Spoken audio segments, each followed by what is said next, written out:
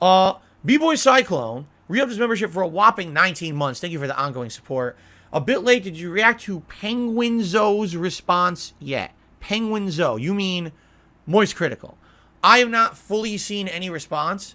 What I heard last night was that I guess he was doing a show, or I guess he does live streams. I don't know. I don't watch all of his content. I just, every once in a while, I see a random video of his in my feed. I've watched them. I think that they're entertaining. So I guess he was on one of his shows or streams, and I guess there was a guest talking to him. I don't know who it was. I've only seen, like, no exaggeration, it was like a YouTube short. So 60 seconds. And basically, the person who was on the show asked him, did you hear what Dark Side Phil said in response to what you said about him? And he was basically like, well, it's not that deep. You know, I was talking about Boogie. Someone asked me about him. I made a reference to him, explaining how basically he's an e-beggar on his content. And that's it. You know, he's like, no, I'm not going to interview him. I'm not an interviewer. I'm not interested in anything like that. And that's where the short ended. So I have absolutely no idea at all if anything else was said, nor do I really care. I basically, that was the answer that I was explaining. You know what I'm saying?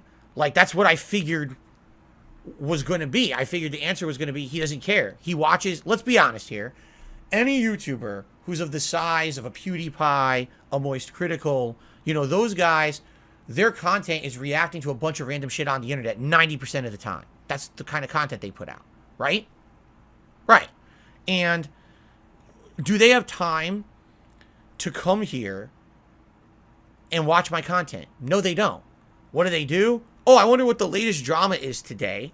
Let me search for the drama videos about this person. So they're searching for my detractor videos about me, and they see, what did the detractor say today? And they believe that's what's going on. They watch it quick, and then that's what they talk about on their stream. That's what I said. That's the problem with YouTube, is it allows open, blatant mass, either slander, defamation, whatever form you want to say, with zero fact-checking, with zero corroboration of anything being truthful, and there's literally no retaliation that anyone can do to protect themselves from it. Anyone can say anything about anyone they want and get away with it on YouTube. And so you have mass misinformation campaigns about me, right? And, you know, people get the wrong impression, and then they talk about it on their content, and now all of a sudden, DSP is one of the worst content creators ever made. It's like, did you actually watch a single one of my streams? Obviously not, because if you did, you would understand what you're saying literally is not happening on my streams, or not to the extent that you're overemphasizing it, right? This guy, you know, Moist Critical apparently has seen misinformation videos about me and then talks about them, like everyone else. You know, the only reason I brought it up is because if you remember, just a few days before he had publicly brought me up in one of his streams, I had said I wanted to do a public interview to basically give my side of the story on all of this misinformation that's all about me all over the internet. I felt that for too long it had been one-sided. Everyone just saying the same dogpile shit about me with no value. You know, have I responded to that stuff in my own content? I have. How many people watch DSP Gaming? On stream, a few hundred a day. On demand, a few thousand a day. So that versus, you know, giant YouTubers always saying the same negative memes about me because they just believe everything they hear. If I had the opportunity to actually talk to someone and say, hey, here's my side of the story about everything that's going on, obviously, at least it would be out there, right? You might not have to believe it. You know, a lot of people probably wouldn't, but at least my side of the story would be in the public eye. And that's all I was asking for. And then literally, like 3 days after I had announced that I wanted to do an interview, Moist Critical goes in his content and says negative stuff about me. I was like, that's exactly the point I'm making. YouTubers of his caliber talking about me like this, misrepresenting me because they don't know any better, right? When that's all they hear, when all they see is the negative memes and the viral memes that's toxic shit about me, what do you think they're going to believe, right? So it is what it is. Am I upset? No. Did I expect that Moist Critical was going to want to interview me? No. That's quite the opposite, right? Quite the opposite. I didn't think at all that he would be interested. I think that for me, or for him, I'm just one of these interesting memes on the internet to reference every once in a while for a laugh. And I think that's probably all I ever will be.